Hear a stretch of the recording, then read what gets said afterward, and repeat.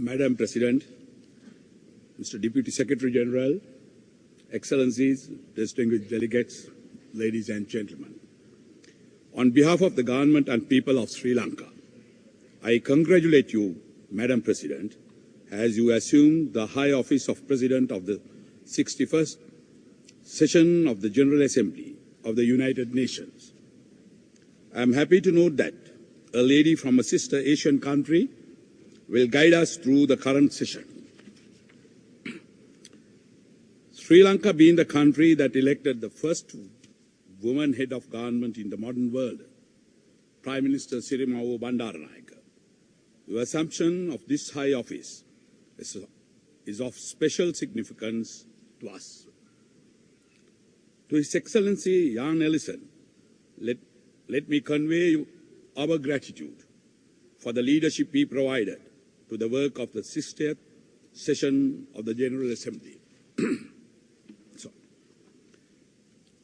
In 1970, when I was first elected to the Parliament of Sri Lanka, a paragraph in the preamble of the Charter of the United Nations gave substance and direction to my future political life.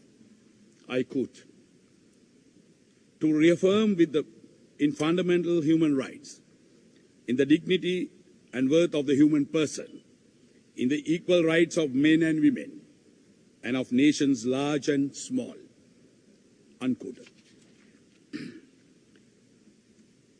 Having been a human rights campaigner at the grassroots level throughout my political life, it was natural that my new government should be committed to carrying a message of democracy to all corners of our multi-ethnic, multicultural, and multi-religious country.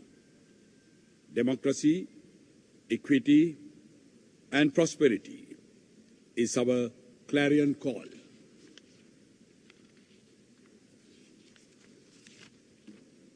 In addition, my country has been influenced by the core Buddhist values of non-violence, loving kindness, compassion, equanimity, and mindfulness. With this sense of direction, our government committed itself towards a new Sri Lanka, guided by a vision of peace, where every Sri Lankan citizen may live with dignity and self-respect, in freedom and without fear, free of want, and where every child may enjoy childhood and grow up with hope and expectation.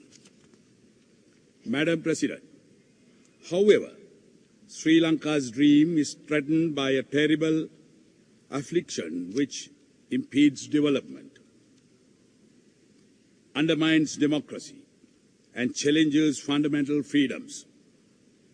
I refer to the bane of terrorism, which confronts my country and many other countries of the world. I wish to reaffirm my government's firm commitment to supporting all global efforts to combat terrorism whenever and wherever it raises its ugly head. Terrorism has become closely intertwined with organized crime. It is now directly linked with people smuggling, the trade in illicit drugs, the illegal trade in small arms, and money laundering. Terrorism is a major impediment to development and poses a terrible challenge to civilized society. We support all measures undertaken in the UN to meet this challenge. We have ratified all UN conventions in this regard. In our capacity as chair of the ad hoc committee on measures to eliminate international terrorism, we shall spare no effort to realize the international legal framework to facilitate our common struggle against terrorism. It is our fervent hope that the Comprehensive Convention on International Terrorism will soon become a reality. The illicit trade and trafficking of small arms and light weapons has contributed to the escalation of many local conflicts. Due to the easy availability of arms for non-state actors, Sri Lanka is concerned that despite the commitment of the international community to wipe out this menace, the impact at ground level throughout the world is limited. We hope that the UN plan of action of this matter will be fully implemented and its scope further expanded in the future. With regard to terrorism, I speak with personal experience in my own country. Exploiting minority concerns, which we are addressing politically. A ruthless terrorist outfit in Sri Lanka, the LTT, has been terrorizing our people for over 2 decades. In an age when the world seeks dialogue and peace, the LTT devotes its full force to violence, suicide bombings, massacre of civilians, indiscriminate armed assaults, and conscription of young children for war. Assurances given to the UN Secretary General's Special Representative on Children and Armed Conflict, on the conscription of children for armed combat, have been blatantly violated. At the presidential election in November last year, people in certain parts of Sri Lanka were cruelly deprived of their freedom to vote. Furthermore, in an act of ethnic cleansing, more than 60,000 Muslims were forcibly expelled from their homes in the north. Madam President, our government believes that some of the concerns of minorities in my country have deep roots. In this connection, I recall the words of contained in the Constitution of the UNESCO to the following effect. I quote, "Since wars begin in the minds of men, it is the minds of men that the defenses of peace must be constructed." Unquote. Soon after my election, despite the violence unleashed by the terrorists, I therefore expressed the conviction that we need to address the cause of conflict through the fresh perspective and a new approach to develop a sustainable solution. We examined this issue with an open mind and looked at all options available with a view to evolving a national consensus to achieve an honorable peace in an undivided country. A consultative process is currently underway to prepare constitutional proposals to address the concerns of the minorities. I have invited the LTT to participate in the process of seeking a solution to the conflict through dialogue.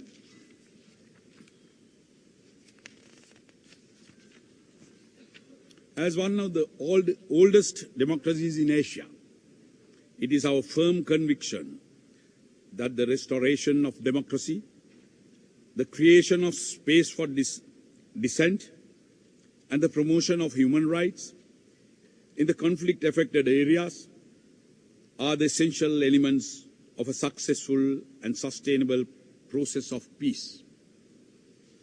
I hope that the international community will continue to extend to us its fullest support towards the transformation of the LTT into a democratic civilian organization. Our government firmly believes that terrorism cannot be eliminated through military means alone. We remain fully committed to talking with the LTTE, either directly or through a facilitator. It is our hope that the LTTE will transform itself from a terrorist outfit to one that is committed to dialogue and democracy. Our government stands ready to respond to any display of goodwill and a move towards a non-violent approach. We continue to take unilateral humanitarian measures, which extend even to terrorist cadres. As a responsible government, we will continue to provide unhindered access to conflict-affected areas, to the ICRC, to UN agencies, and to other recognized humanitarian agencies. Over 53,000 Muslims were evicted from their homes by the terrorists following the recent violence.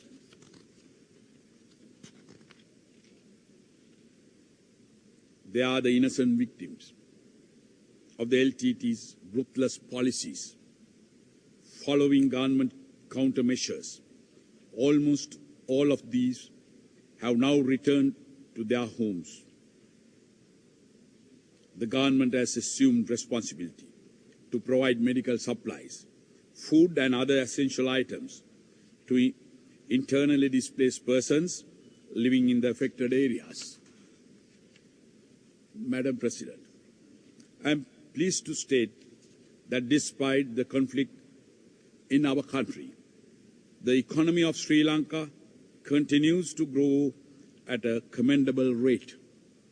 In the first quarter of this year, we recorded a growth of 8.1%, the highest in 28 years. With our determination to further enhance growth with equity, we have adopted an economic strategy that will provide opportunities for all citizens, while at the same time giving the private sector adequate space as the engine of growth. We continue to maintain highest rating on the Human Development Index in South Asia. We have already achieved some of the Millennium Development Goal targets in primary school enrollment, gender equality, and maternal and infant mortality rates. We hope that the increased economic opportunities in the country will further encourage the LTT to opt for a negotiated peace.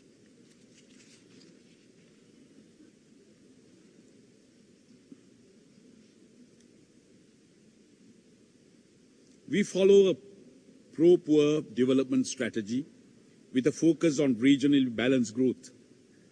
Our objective is to achieve overall development while raising the income levels of the poor through the empowerment of communities living at a grassroots level.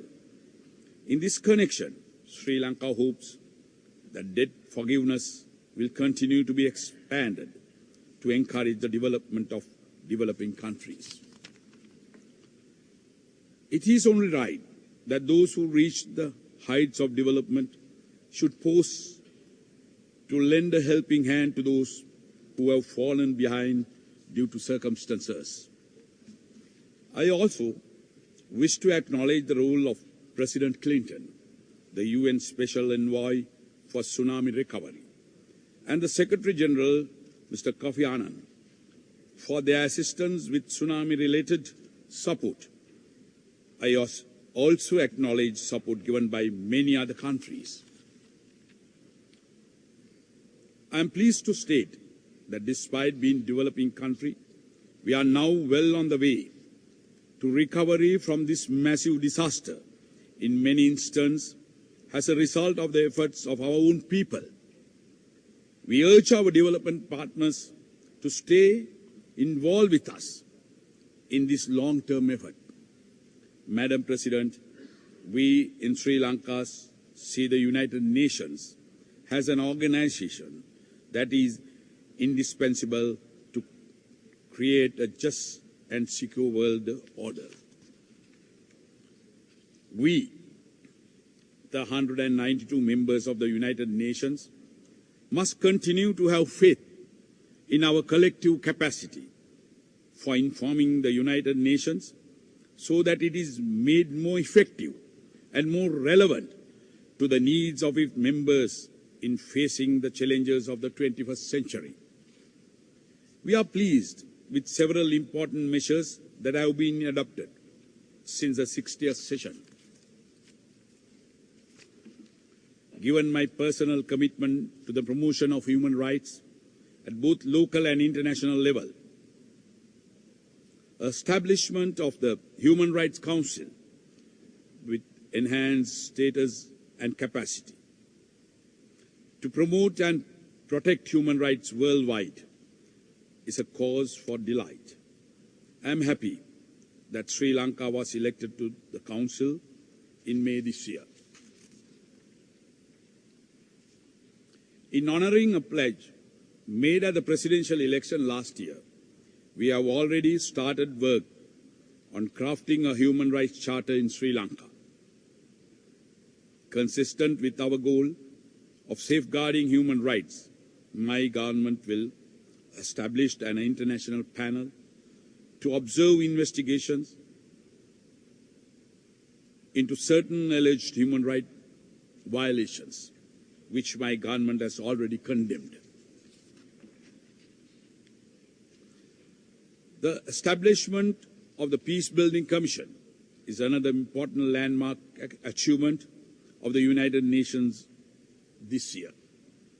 We are also pleased that Sri Lanka has been elected to the organizing committee of the Peace-Building Commission as a founder member of this important body. The needs and concerns of those affected, the specific theaters of conflict, and the ground realities of each specific situation must necessarily be taken into account in the work of the Commission. We are also encouraged by the general agreement that the Security Council has to be strengthened, as it does not reflect current geopolitical realities. We therefore look forward to the continuation of work towards Security Council reform, towards making its composition more representative and its decision-making more democratic. It is essential that the Security Council reflects the current geopolitical realities in Asia, Africa, and Latin America. Madam President, for long years now, on the basis of our commitment to human rights and dignity, we have had a lasting interest in seeing the emergence of peace in the Middle East. The recognition of the rights of the Palestinian people is a concern to me as well as to my country. A large number of Sri Lankans have, in recent years, made the Middle East their temporary home. We are pained by the recent acceleration of violence in that region and the devastation in Lebanon. It is our sincere hope that the Security Council resolution SC 1701 of 2006 will pave the way for peace and security for Lebanon, as well as for the region. The preamble of the UN Charter requires that we unite our strength to maintain international peace and security. Let us all, members of the United Nations, focus sharply on this commitment. Let us dedicate ourselves to its realization, and let us mobilize our collective energy towards the achievement of peace and security worldwide. Let us make peace the goal of the present decade. Let us all unite for peace. සියලු සත්වයෝ නිදුක් වෙත්වා, නිරෝගී වෙත්වා, සුවපත් වෙත්වා. May all living beings be free of suffering, be healthy, and be prosperous. May the blessings of the noble triple gem be with you all. Thank you.